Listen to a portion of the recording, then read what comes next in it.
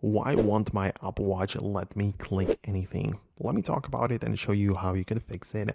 If you are first time on Foxtecc, subscribe so you don't miss videos like this one.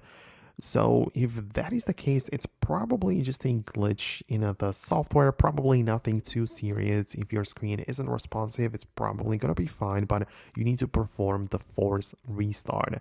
So that can be done by using the actual physical buttons on the side of the Apple Watch. So you would just press and hold both the side button as well as the digital crown for at least 10 seconds.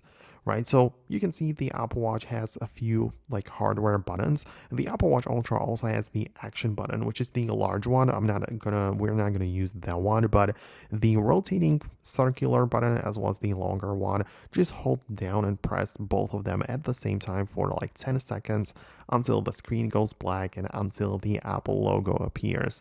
And once it appears, you can release your fingers and it's gonna perform the restart. And usually, as I said, if it was just a glitch in the software, then it's gonna get it back to working state and you can just keep on using the Apple Watch normally. As I say, it just happens sometimes, so it shouldn't really be a big deal. So that's something which you can definitely do after you get in. Just check out the software update section for the Apple Watch to see if there isn't anything that could be installed to potentially fix future issues like this. So thanks a lot for watching. I will hopefully catch you later in the next video. Subscribe for more and I'll talk to you then.